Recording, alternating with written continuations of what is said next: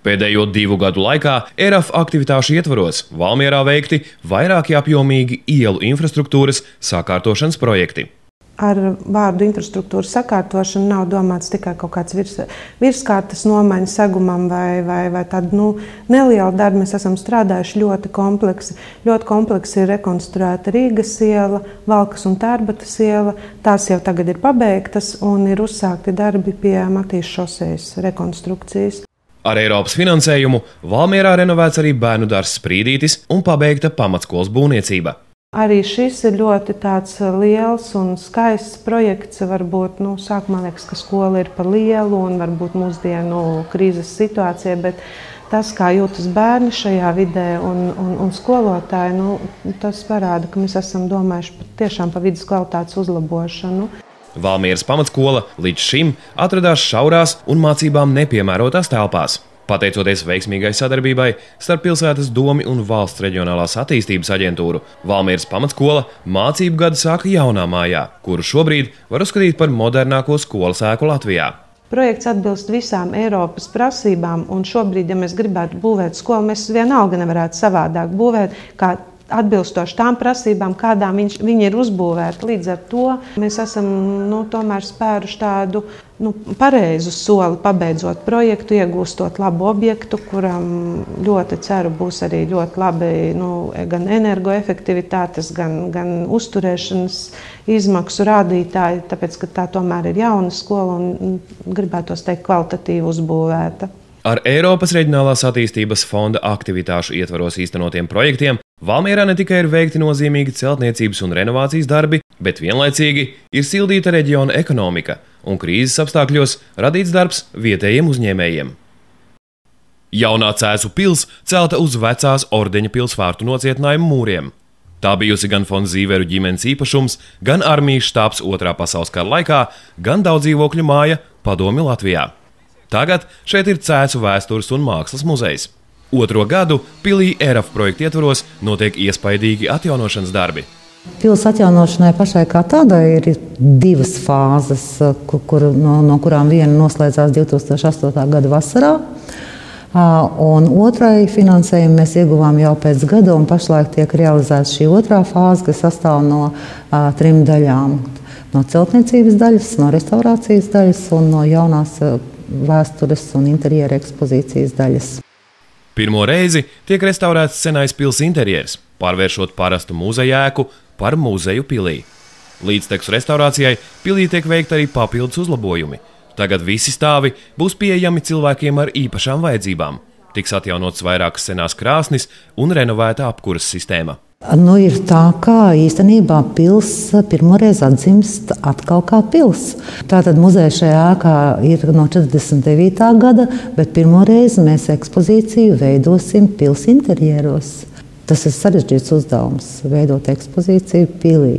Pamata ekspozīcija, protams, nemainīsies, bet uz tās pamatu tiek strādāts arī ar skolniekiem, tiek veidots programmas, kas atjaunojās, un plus vēl izstāžu darbs, nemitīgais izstāžu darbs, ko mēs esam paredzējuši, jo Cēsim patiešām ir tik bagāta vēsture, ka tas mums ir vienkārši paveicies, mums viegli strādāt, mums nav jāfantazē.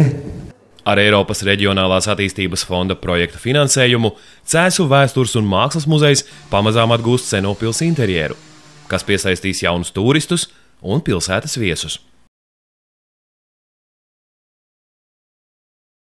Eiropas reģionālā fonda aktivitātes, nacionālās un reģionālās nozīmes attīstību centru izaugsmes veicināšana, līdzsvarotai valsts attīstībai ietvaros, Jēkabpilī ir renovēti 2 bērnu dārzi. Realizējot šos projektus, Jēkabpils mazajiem pilsētniekiem var piedāvāt 370 jaunas vietas bērnu dārzos. Mums bija problēma ar bērnu dārzu vietām. Tagad šīs rindas ir būtiski samazinājušās, nākušas tomēr kā nekā klāt 360 vietas, un varētu teikt, ka rindu vairs tikpat kā nav. Tas ir ļoti liels iegūms. Protams, kā saka, mēs paši saviem spēkiem un savu finansējumu šos te darbus veikt nevarējām.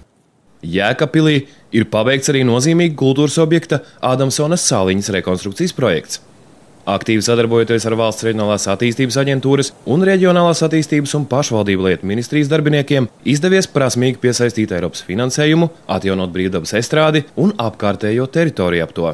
Tas ir liels iegums tieši pilsētas kultūras dzīvei, jo šo salu vedošais tilts bija bēdīgā fiziskā stāvoklī, nevarēja vest nopietnas kravas, lai varētu nodrošināt mūsdienām atbilstošu šo te koncertu aprīkojumu, un arī pati šī estrāde iegūsi jaunu labu izskatu, labas ētas skatītāju sēdvietas, un pagājuši vasar jau notika pirmie pasākumi, daudz kuplāk apmeklēti tika, līdz ar to tieši kultūras dzīvē pilsētas iegūms ir labs. Neskatoties uz paveikto, jēkabpiliešiem ir lieli plāni pilsētas attīstībā.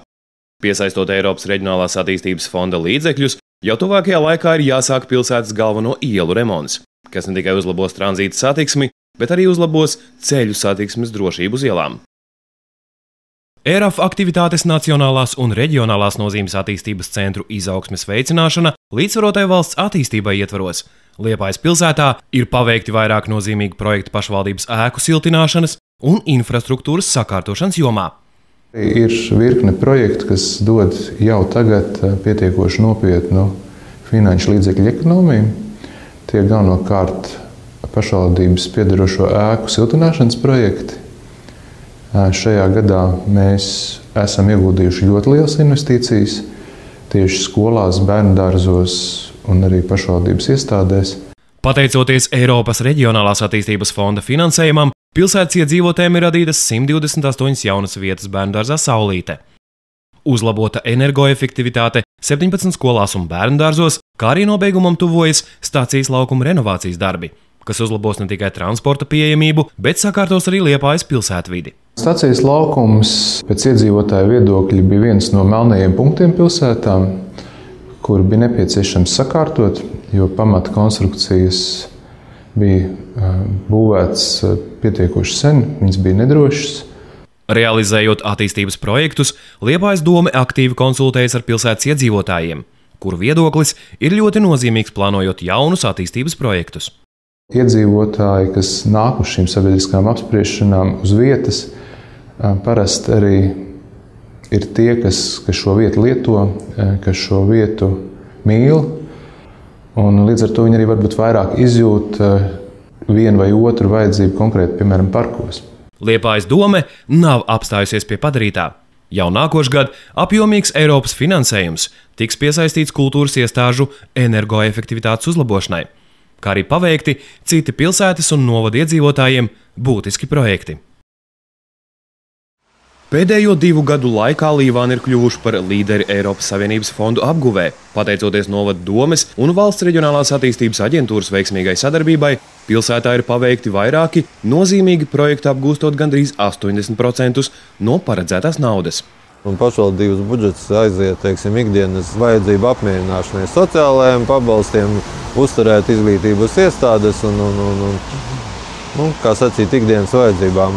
Attīstībai mēs no sava budžeta varētu atļauties ļoti maz.